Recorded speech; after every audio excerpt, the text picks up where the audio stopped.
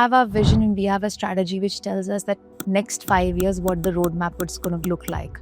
It's about how I work with the community, how I work with the stakeholders. Now we have 35 healthcare centers across India. Found out most of the drivers had not just these issues, there were issues in or health challenges on non-communicable diseases.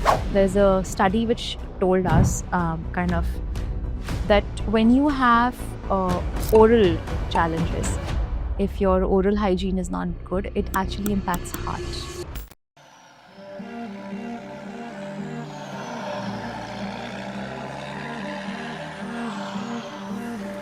जब हम school जाते हैं तो वहाँ पर नई नई जगहों के बारे में पढ़ते हैं, वहाँ लोग कैसे खाते हैं, कैसे जीते हैं, क्या क्या पहनते हैं, मगर मेरे पापा तो उन जगहों को रोज़ अपनी आँखों से देखते हैं।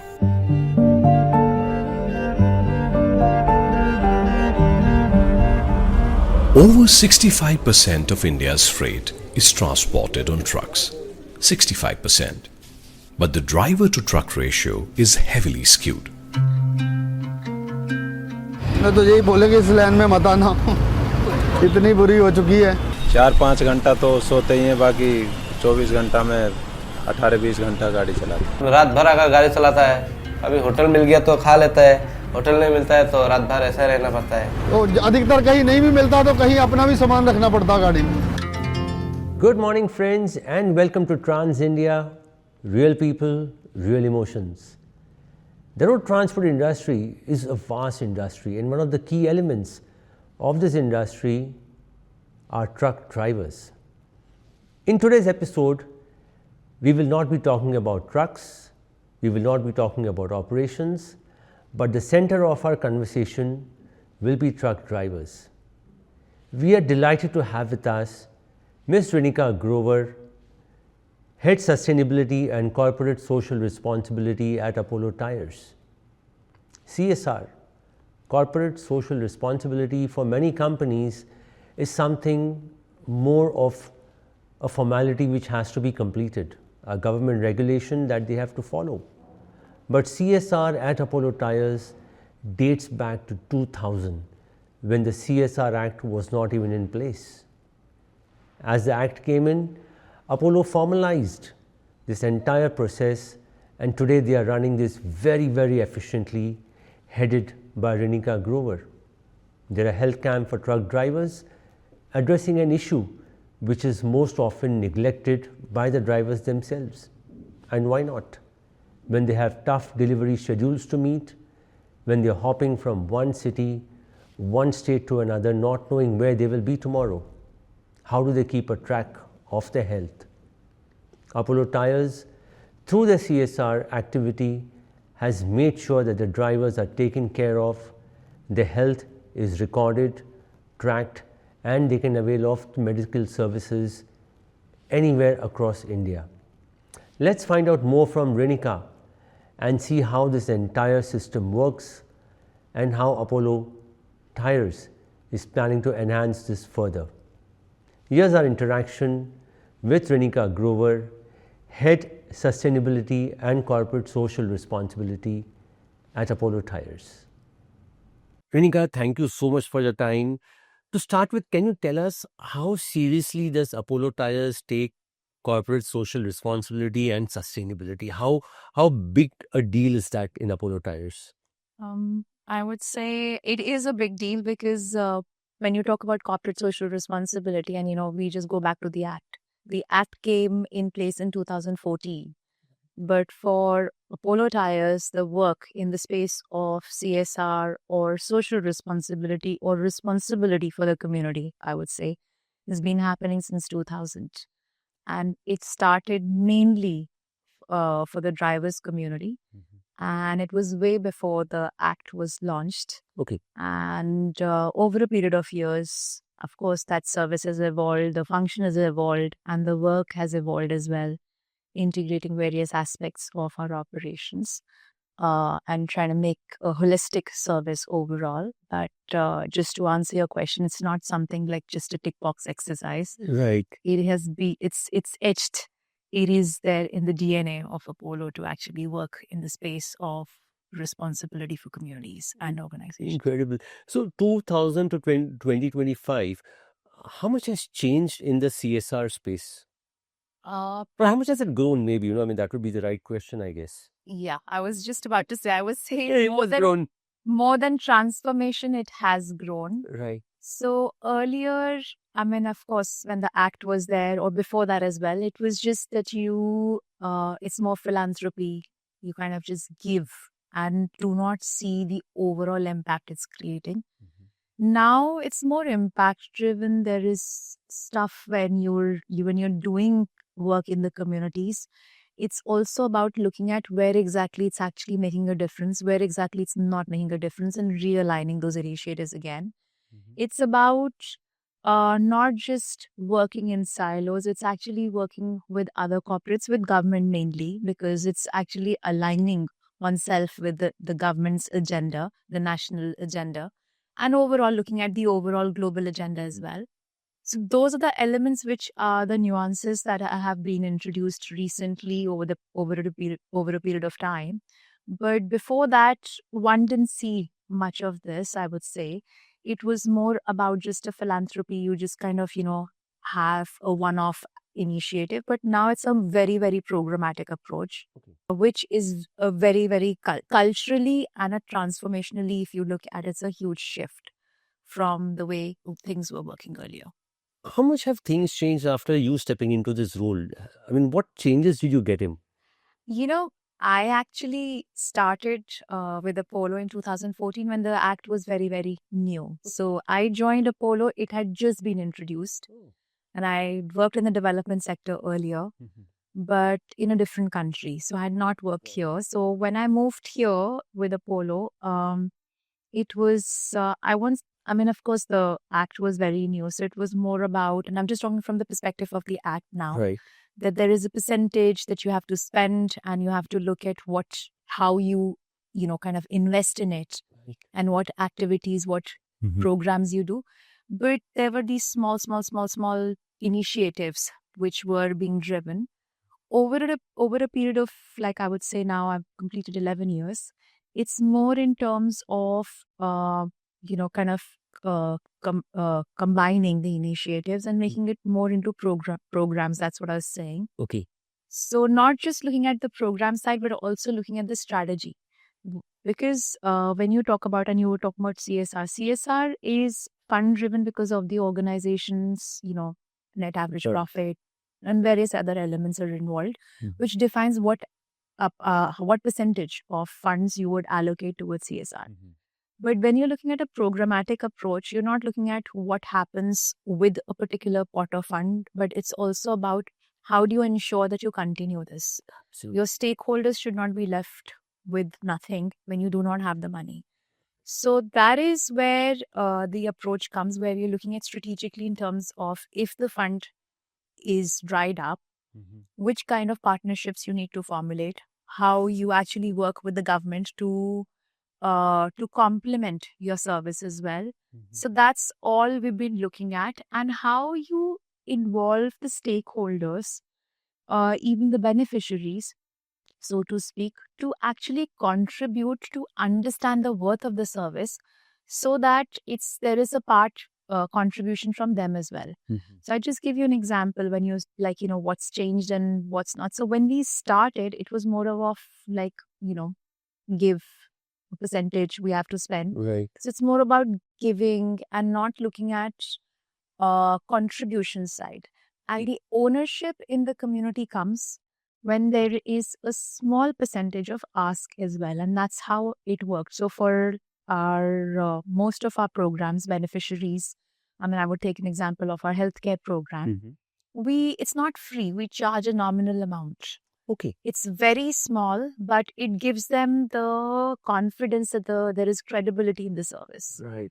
And that's how it's for the livelihood program. Every program, or be it sanitation, we ask the beneficiaries to contribute a small percentage. That's interesting. So that's where the ownership comes as well. So so over 11 years from that time to now, these are small things we've started to introduce. and also looking at how we exit out of a place. Can we exit? Can we have the community take charge?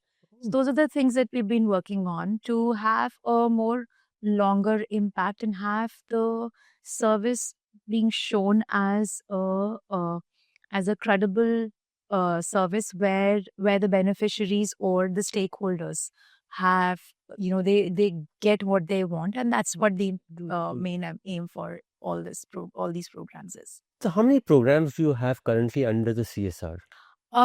We have only 4 areas Okay. we work in, as I said. So earlier we would do small, like, different and under different pots. So we aligned our strategy about, I would say, 7-8 years ago. Apologies, it was about 10 years ago. We aligned, but yes, around that time, we felt that we needed to do work within specific areas. So we looked at a lot of benchmarking. There's a huge amount of benchmarking we conduct in-house. Okay. And a lot of research as well. So we looked at what exactly was the requirement. Most importantly, we looked at the need assessments as well. So we involved a lot of third-party assessments to see what was the need in the community. Right. And then we also, along with that, it kind of established where exactly the gaps were. And then we looked at which organizations were working in that space as well. Okay. Where there was nothing, there's a clear-cut gap. Absolutely. And on that basis, we developed a strategy which said that we will work in 4 areas: healthcare for trucking community only. I mean, of course, healthcare is required for other communities as well, but ours was very special. Very specific, right? Very special, very specific, very unique, which was just for trucking community. And then we looked at livelihood for only rural communities, which is around our factory locations. And there was a reason to that as well. Right. And there was environment conservation, where we tried to plug in a couple of areas. So there's like in Kerala, there was this waste management issue. So we kind of looked at that. So within environment. But our main theme in environment conservation was biodiversity conservation or nature, basically because it links to the nature-based solution strategy for the overall organization.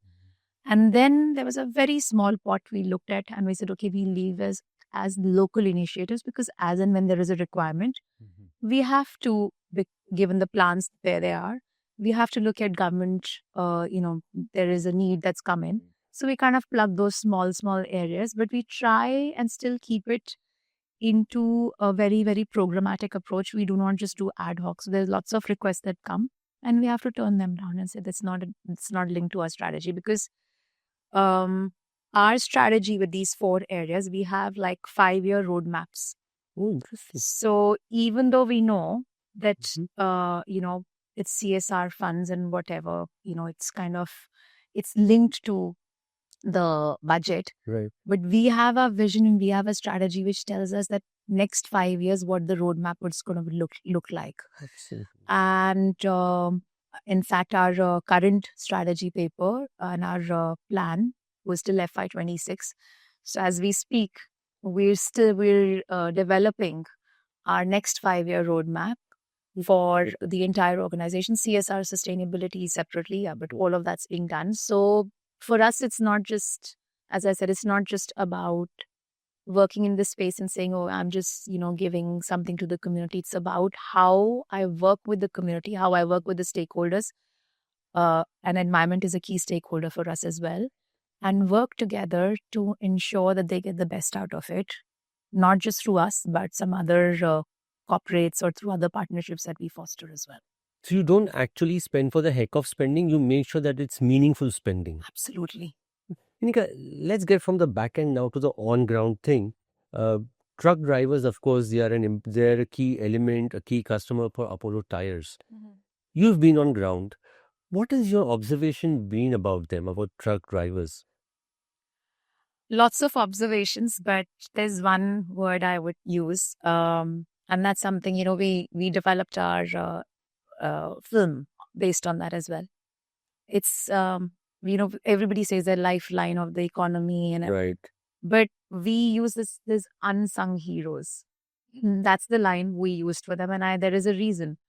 Of course, you see, and when you're on the ground, and that's where, I mean, all of us, I spend a lot of time in the transport nagars as well. You see the kind of work they do, the number of hours they put, and how much of work is involved.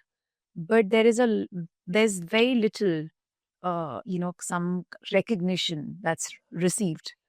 And yet, I'm just giving an example. If you see there's a huge accident that if it were to happen on a highway and there's a truck that's involved, it's by default, isn't it? Because the truck driver must be the driver's fault. It's like always, it's always because it's a huge truck.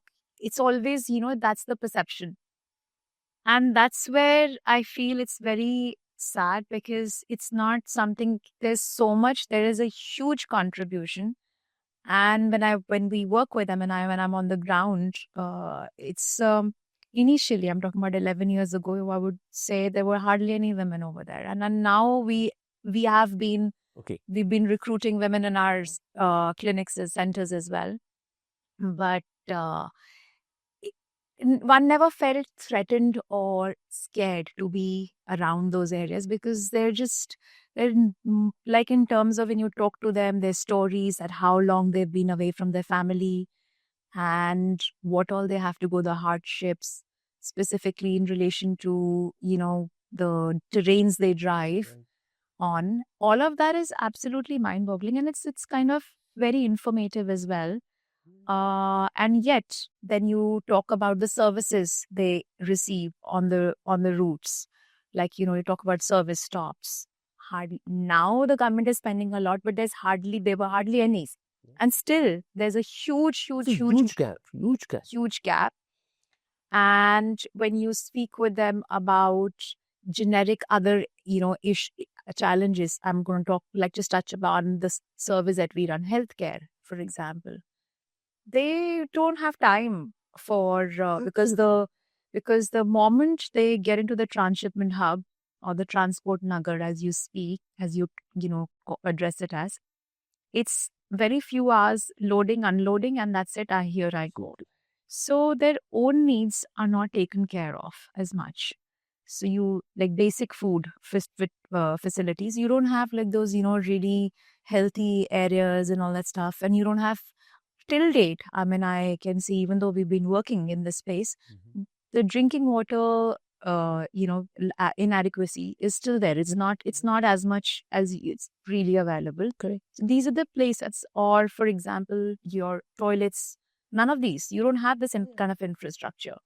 So that's where, when you speak with them and you ask them, they come up with lots of these things that they experience.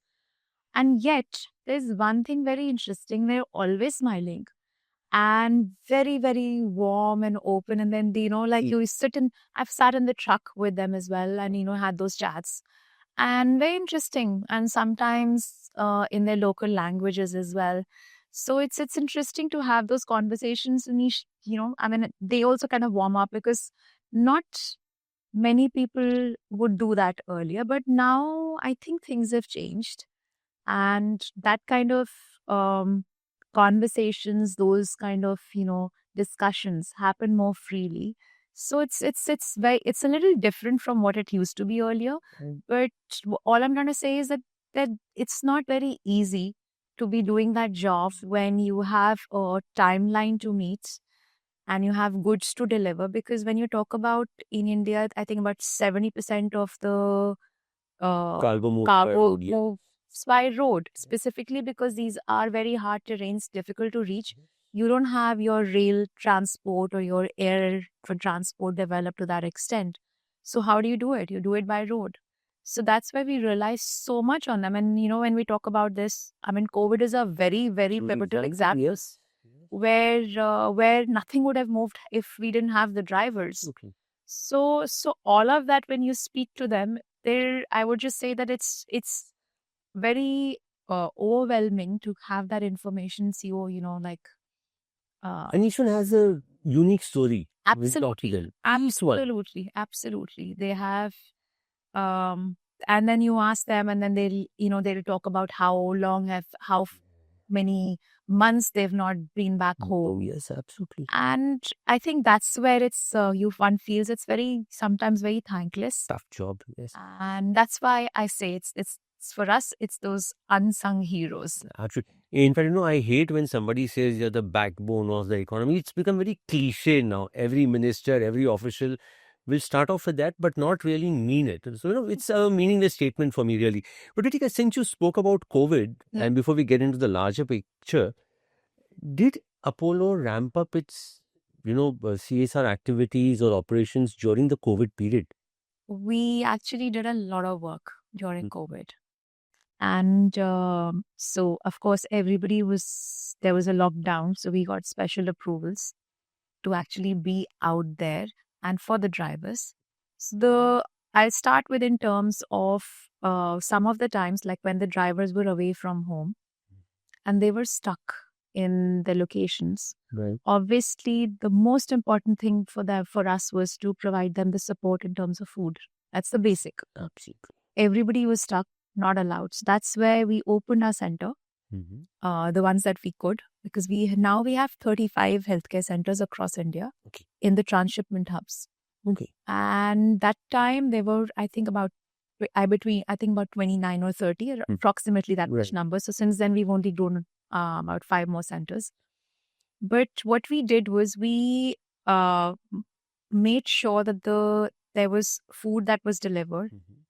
Because if they're stuck, we needed to make sure that they reached. And when the vaccination was, basically started, so we worked with the government to make sure that the drivers were vaccinated. Okay. So that was one of the biggest contribution, and we joined hands with the Delhi government and others as well in the states, and we provided vaccination to the drivers community because we knew that was very, very important. And then the other bit we did was, of course, if there was any kind of medical issues were happening that time as well. It's not that they did not have any kind of other medical conditions. But it just so happened that COVID took the entire limelight. It was just like, everywhere. People forgot that there were other challenges, ailments and stuff like that. So we continued, but we had special permissions for only a few centers, not every center, because obviously, so it was constantly negotiating and, talking with the government that this is what we should allow. So slowly we kind of made sure, but then most importantly, as our responsibility was the staff, taking care of the staff as well. Right. Which was not easy because, COVID is it's spreading. So how can you put your frontline staff for certain things? So trying to get, various kind of suits, masks and all that stuff. So for us, those are very challenging times, but we did the service. And I was also one of the people out there during that time. But yeah, so that's why. So for us, it never felt, when people say that, COVID, it was a lockdown. And we felt like 2-3 weeks or, a few months, nobody went out. Right. I think in the 2-3 weeks, we were like less than 2 weeks, we were operational and we were just trying to figure out what all we need to do. Incredible. And what was the reaction of the drivers, seeing this kind of support come from somebody who maybe, like Apollo Tyres is not somebody they would know to, provide this service also. What was the reaction like? I mean, they were very grateful that time because not many organizations, and even for the government also, it was a very challenging time. It wasn't easy. So of course, they're very grateful, and it's kind of, I would say, to a large extent, it's earned us a huge goodwill in the transshipment hubs where we are known for a healthcare service. Apollo Tyres Foundation, it's known for its healthcare service. And now when you go, in the transshipment hub, when you're earlier, if I were to try and introduce a new healthcare service or awareness or something, it would take a little while for it to seep in and, for them to be receptive to it and even adjust to the fact that there is some kind of awareness that's being given. But lately you see that when you're trying to introduce a new service, the receptiveness and the understanding is far huge. It's also because over a period of time, we've been there forever now. Okay. And word of mouth, drivers come from different locations. They talk about it. Oh, the service is here, there, wherever. So that kind of stuff has actually helped us a lot. And for the drivers, it's that building of trust as well, which is very important, because if you have a service that's running, and specifically health related, very important is that it should be seen as an authentic service and a credible service where you know that if you go there, you're going to be treated. Absolutely. And that's what I see is the change over a period of years, that receptiveness has come even more than before.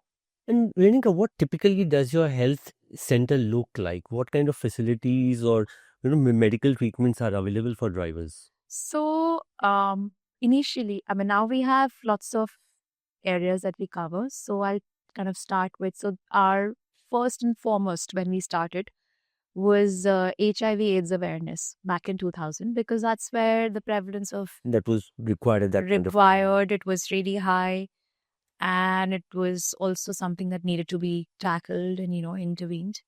So we started with that, but that still continues. Okay. And along with that, now we've tied up with the government where we have integrated counseling and testing centers. So that's with the government. You can provide testing services, and it's not, you can't have it everywhere because some of them government has on their own. So we've partnered. So we've kind of with the government in a few of our centers. And then the other critical area where we have done a huge amount of work is tuberculosis. Okay. So it's awareness, intervention, and testing as well. Right. So tuberculosis is like it's a co-infection with HIV. So we included that very recently. I think it was 2017 onwards we included. But why we included was it was a co-infection, and initially we didn't want to work on it, because with tuberculosis is one thing. If you leave the medication in between, it just turns out to be very difficult, and it's not easy for it to get cured then. So that's the reason we need to make sure that we continued working on this space. And with mobile population, it's very hard because you have to connect them to medication. You need to make sure that they're having, and nutritional support is very, very important alongside it. So we've basically drew a network of our centers, and we said, okay, we can actually manage that. So that's one of the other areas we work in. And then there is vision care, very, very importantly. So we provide testing, and we provide spectacles. But then again, the spectacles are not completely free. So we partnered with an organization which provides spectacles, and we tell them it's at a nominal cost because we don't want to provide substandard spectacles. It has to be a standard one where they can actually make use of it. So that's the other bit. We alongside, and because we have so many healthcare centers, we look at a lot of data. And I told you we do a lot of benchmarking and a lot of data churning. Found out most of the drivers had not just these issues. There were issues or health challenges on non-communicable diseases because of their lifestyles. So, hypertension, blood pressure, or diabetes. So these are the areas we do testing, provide services on medication as well. And somewhere it's also in terms of, generic healthcare conditions, because you're sitting for too long. So back postures and all that stuff gets affected. So we provide services on that as well. And recently, we've actually started in a few areas. Most of the drivers, when you're on the road and everything, so your oral hygiene might not be the best because you're, gutka or whatever you're eating. And that's something they kind of do that to keep them awake. And all that stuff as well. So with that, what happens is, and there's a study which told us that when you have oral challenges, if your oral hygiene is not good, it actually impacts heart. There's a direct correlation to that. So we've been trying to work with the drivers community, raise awareness on how it's important to take care of your oral hygiene in order to keep your heart healthy. And one particular center, we are introducing some physiotherapy as well. Okay. So we're just looking at that in terms of Mhm. how we can introduce this. So all in all, I can just say over a period of 25 years of the service, we have included, and we continue to do that, include more services. So it's trying to make it in a way where it's inch wide and miles deep, so that all the conditions, what they go through, are tackled. It's a one-stop shop where you do not have to go anywhere. It's at a place where you are, where your work You're actually is. positioned there, yeah. Exactly. You're positioned in the transport nagar where you do not have any kind of healthcare services around so widely. You don't have hospitals. So it's around there. So all of that is being taken care of and all. And if you cannot come to a static center, we do camps as well at strategic locations. Or we have a mobile van as well. So in Delhi, we have a van and a static center both. Okay. So it's How many such vans do you have? Just one in Delhi? No. Vans, we have about, I think now 5 Okay. across country. Mhm. And healthcare centers are 35 in 21 states of India. Wonderful. So it's a whole network of how we operate. And the beauty of this is, if the driver has availed service in one healthcare center, and if he or she, I use that word she because she's a Yeah, they are now, yes. And happily so, yeah. I'm very well pleased about that. So if they want to avail any service, they can. If they go to one center, they can go to the other center with the card, and they will be treated over there as well. So that's how it works. But Nika, if a driver comes at, let's say, a center A, and if he's following up on a treatment, is his data available at the next centers as well? Yes, it is. We have a database where we make sure it's accessible to the other center as well, if the need Wonderful. be. So that's something that's one of the core areas we worked in last few years, to make sure that the healthcare record for the driver was available at all locations if they're on the other route as well, and they avail the service from the other healthcare center. That's incredible, because the follow-up part is which goes missing here. Nika, any particular disease or any particular pattern you've seen in truck drivers which is more prevalent than you would say the other population on the whole?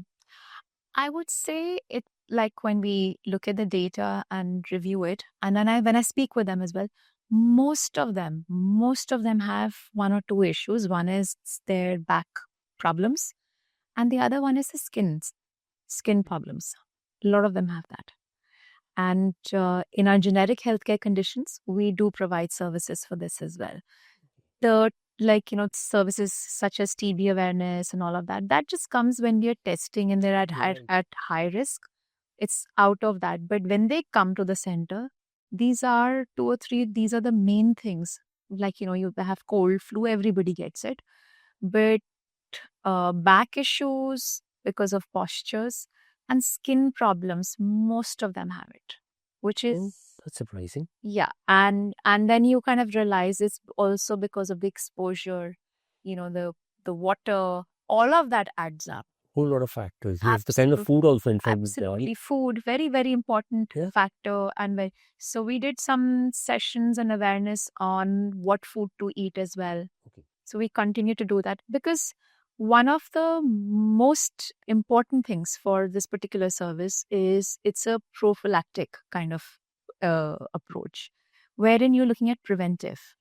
You're not looking at reactive. So you're looking at preventive, prophylactic approach, where you're actually providing them a holistic awareness for their entire well-being, and not make it into a reactive service. Oh, something's happened, now I'm coming to avail a service and I want to do that. So that's the approach that we have. And that's what we've been working on, with the government as well, and for any of these areas. Nika, do you think efforts like these by Apollo Tyres and many other companies who've been providing healthcare services Will that in some way help in addressing the issue of driver shortage? Will that give people the comfort of saying, okay, we can do this profession as well? You know, it's a tough one. Very tough. It's not. A baby step, maybe towards that. Yeah, but you cannot straight away. I mean, I would hope so, that it gives them the confidence that there are services and there is stuff that's changing. And the government is spending a huge, the transport ministry is spending huge amount of money in service stops as well, and making sure that they're well taken care of. And healthcare also is one of the areas. So it's there. These are small baby steps which are very pivotal, and there is hope that would actually change and future generations would want to come into this profession. That's our hope as well. And that's why we're working towards it, because we just feel that it might change, because there is that confidence that will be instilled in the in the community, to say that there is some. Someone is taking care of us as Absolutely. well, which is which has been the missing link for quite some time now, I believe. Well said. It is a missing link, but that link has been identified, and there are organizations, government, everybody is working towards it. And what I say, and I mean, what our approach is, we always say that, we cannot work in silos. We have to have a collaboration and a partnership approach, because you can only do so much. Together, you can do a lot more. Absolutely. So there's this, that saying which goes, alone I go far, alone I go fast, and together I go far. So that's the We need to go far. absolutely, we need to go far, far, far beyond. But Ritika, any idea of what we can expect in the next 5-year plan that you would be setting up? Any new initiatives? We have undertaken one initiative recently, and I can touch upon that a little. So, one of the things, and I'll tell you how the context and how it came up as well. One of the things is, when you look at studies for the drivers community, you don't see too many studies or too many research which talks about the healthcare conditions. And whatever it was there, it was evident for us to know that, like over 50%, 60% of the drivers have health issues. That was kind of a given. That's a given, yes. That's a given. Then lately we did a white paper research. We wanted to understand, because every 10 odd years we do a social return on investment on our programs as well. Okay. So we conducted this SROI, and we kind of understood that, of course, whatever we were investing, the return was more in terms of whatever the benefit the community was receiving. So it was perfect. But yet we were unable to understand what's our next step, what should be our next step, where exactly are the gaps. So we did this white paper research, and the objective was that, there is knowledge, there is, the drivers community is availing, but what exactly would be the gaps and where exactly we should look at investing. And then it came up that in spite of having these centers, in spite of like having mobile clinics or health camps, the drivers were unable to avail services at all times. Okay. So that's where we did more, we dug around and drilled and figured out that most of them have a phone with them, like all of them, in fact, have a smartphone is everybody. smartphone. Yes, the penetration is huge in India. Absolutely. And they felt that when they're on the go, and it's these small challenges, small issues, or, like something that's come up, they would be very comfortable to have a teleconsultation. And this is something actually I should have mentioned during COVID. We did teleconsultation as well. Oh, lovely. I've completely slipped my mind. We actually ran a service on teleconsultation in 6 languages. Wow. So that's where it gave us this confidence that we can run this kind of service. But that time it was only on phone and connecting them to the doctors. Right. This time we said we will just properly launch an app, and we will connect them through an app and see how it works. So we recently, after 25 years, we did this whole white paper research. We launched an app, and it's in its pilot phase. Okay. And it's so well received. It's amazing, because our, we were skeptical that the drivers might not want to have a video consultation. They wouldn't feel comfortable. Right. So we tried to have lots of user interfaces. And now also, whilst it's in the pilot phase, we are looking at how we can engage with the drivers. We ask them, what do you think is missing? So we have this feedback sessions as well with them, Right. so that for the next version of the pilot, because we want to increase it slowly, we can include some of the features they've mentioned. So that's one service we've recently launched. It's called Swastha Sarthi. It's an app, and we have had nearly about, I would say, in this pilot phase, we've had about 2,000 drivers who've actually downloaded the app. Awareness is going on. It's like far more and beyond that, but like over 2,000 drivers have downloaded, and they've availed service through the video consultation. And now we're in the phase of developing and taking feedback, and that's obviously personally. So we have to call them and ask them, whether there's a criteria. What did you feel? So all of that's going on, and that is how we see one of the areas how we want to progress, because it would require a huge investment, given the fact that this is 2,000 is hardly a number like you talk about. But it will gradually grow, I'm sure, as the message goes around. Absolutely. And So you would have a doctor. I mean, you would have a panel of doctors who would be available 24/7, where you can go through this app, right? so not 24/7 at the moment. Okay. We've put a time limit to it, because obviously we have to have that. So slowly we want to increase. Right. So there is, at the moment, it's 10 hours. So we said, okay, fine, 10 hours if the service will be, and it says on the app as well. Okay. But over a period of time, once it starts, there's traction, and once it gains traction, then of course we would want to increase, and at some point in time have this service available to them 24/7, because they work 24/7. I mean, a medical emergency can happen anytime with drivers. They work 24/7, so why can't we? But it's going to take time, and obviously you're looking at resources, operational efficiencies, and all of that. So those are the things that we have to take into consideration, and I'm really hopeful that we will be, we'll hit it where it's required, and we'll manage. Wonderful. Leading one final question. Sure. You're not into the typical, from a tire company perspective, we're not into the typical selling of tires or the performance of tires. You're doing something at the back end which has a deeper impact on the society on the whole. Personally, how satisfying is this? The fact that I've stuck around over here for 11 years. It's actually a long time when you see. Yeah, it is. So just now I was having a conversation with my boss. We were just chatting up. And this is something I just told him. I was like, I love what I do. And that's the reason I'm here. And I think it's more about how the organization's committed. Sometimes, you asked about whether CSR is it a tick box or something. It isn't. If it were, it would be very different. Like there is the governance process in the organization is very, very, very evolved. It's not that, if I'm saying so, it should be done that way. It's not like that. And then when you're given a free hand, and then you can see the ethical practices, all of that, they interplay. And not just because I am working over here, I'm working over here because of these facts. And there is a huge commitment from the board and the committees and as well. So that kind of reinforces that, doing well for the communities, doing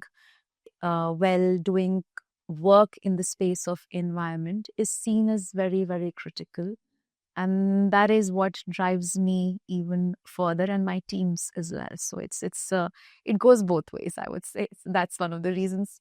So when you asked how satisfying or gratifying it is, it's immensely gratifying. And what about the reaction from drivers? I mean, when you meet them, how thankful are they? How do they respond to it? They have, so it's not just the drivers. I'll just tell you, we actually work with the transgender community as well.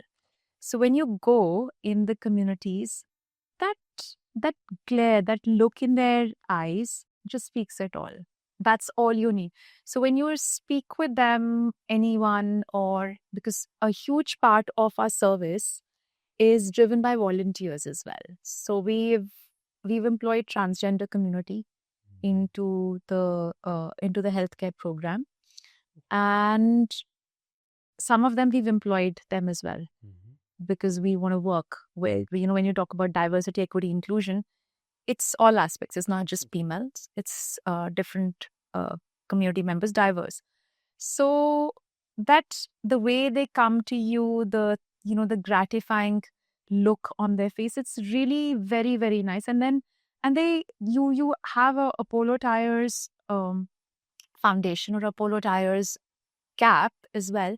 From a distance, they'll recognize and they'll just come, even if they've not seen your face. Most of the community members, when you go, they have their seen us because there's a lot of community visits we do. But for the drivers community, because it's mobile, they won't know you. So when you wear that from a distance, they'll say, "Oh, you're from this."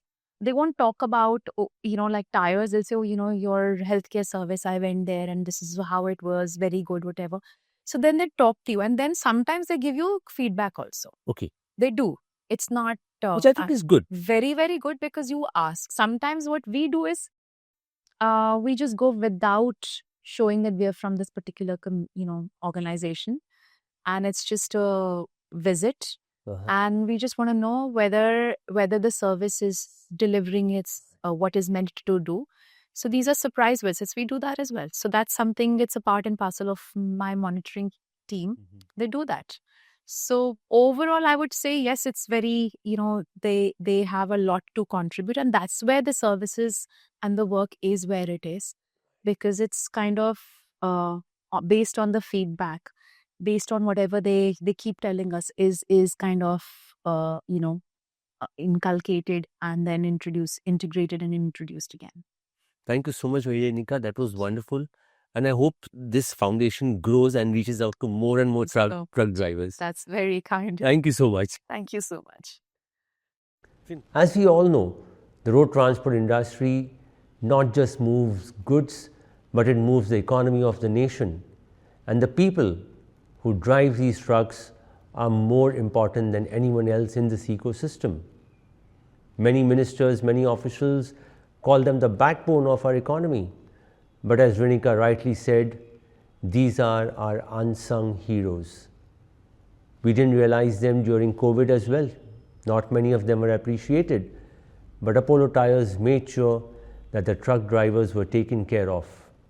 We hope Rinika and the activities run by Apollo Tyres will encourage many more people to make sure that they take care of drivers.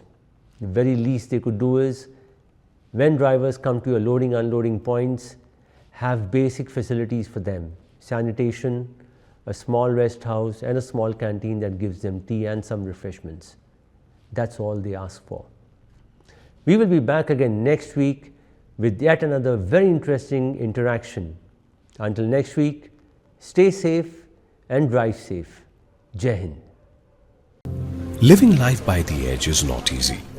It comes with its share of pain and agony and stress and turmoil.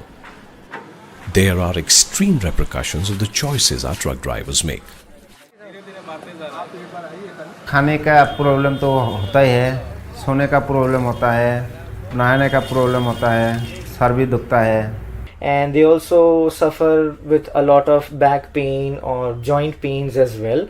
And because they don't get healthy food, they have a lot of acidity problems as well.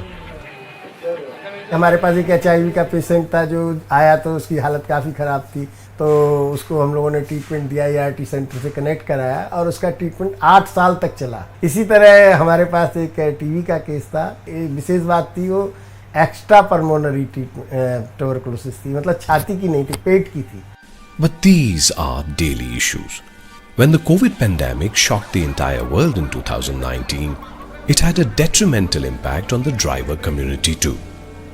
Not only were they hit physically as frontline warriors, they were blown away emotionally.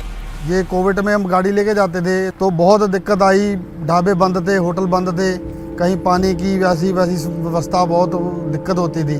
सामान मत दो, पानी मत दो, गाड़ी रोकने मत दो इधर। हम लोग को कोई इज्जत भी नहीं करता है ड्राइवर को। हम लोग इतना मेहनत करके गाड़ी चलाता है रात दिन भर। परेशानी तो बहुत है, ट्रक ड्राइवर का तो बहुत परेशानी है ना। फिर बाहर में कोई लोगों फिर गाली गुली देते हैं, मतलब कोई जिंदगी का कोई भरोसा नहीं है ना। और रात में कई जगह ऐसा है कि लुटेरे बहुत हैं, लेकिन फिर भी क्या करेगा, चलना पड़ता है। नहीं चलेगा तो नहीं होगा, तो 2 रुपया कमाएंगे नहीं तो खाएंगे क्या।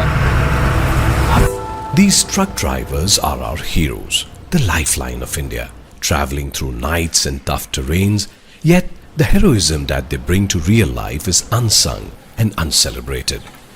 हमने कहा बेटा ड्राइवरी मत सीखो, सब काम सीखो। इनको अच्छा लगता है, हमको फिर भी डर ही लगा रहता है। अगर गलती से कुछ बीमार हो गया तो कहाँ पर दवाई मिलेगा।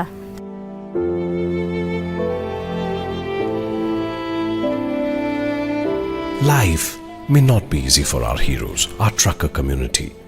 But we at the Apollo Tyres Foundation will ensure that we stick by these heroes, support them and elevate them in whichever way possible. पैसे वालों का तो ट्रीटमेंट हर जगह हो जाता है, गरीबों का ट्रीटमेंट होना मुश्किल है।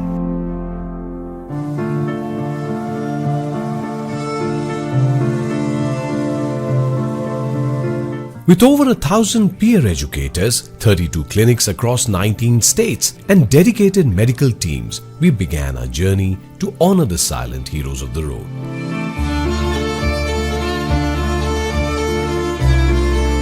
With mobile vans, awareness programs, wellness drives, yoga sessions, medical consultation for various ailments our drivers suffer from, including vision care and medicinal support, we began treading the path of being a constant support system for these drivers and their families, our heroes and their families. बहुत बढ़िया काम कर रही है Apollo company भी, ऐसे ड्राइवरों के बारे में थोड़ा बहुत सोचा है। उधर में सब दवा मिलता है, जैसे सर्दी ज्वर बुखार का और टीबी का और क्या शुगर का। ये लोग वैक्सीन भी लगा रहा है फ्री में ड्राइवर को। This is the least we can do to commemorate their efforts, their labor, their toil and their sacrifices. After all, heroes like our truck drivers deserve all our respect, and the Apollo Tyres Foundation will always remain committed to their well-being. যেতিয়াৰ পৰা এপলো centre আহিছে তেতিয়াৰ পৰা আমাৰ বহুত চিন্তা কমিছে। एपोलोते बहुत मोर कारण हमारे कारण धन्यवाद, बहुत बहुत धन्यवाद। और अब मुझे इतनी टेंशन इनकी नहीं है जितनी पहले थी। अब एक खुशी सी होती है कि हाँ मेरे हस्बैंड ड्राइवर हैं। नीचे जमीन बहती है, ऊपर ये आसमां भी,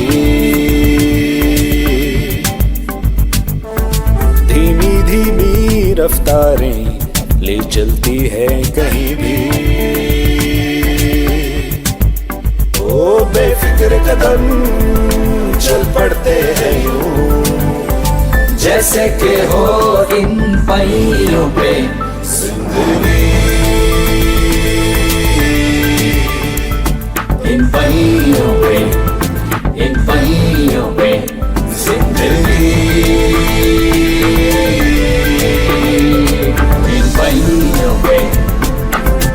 इन पहियों पे जिंदगी।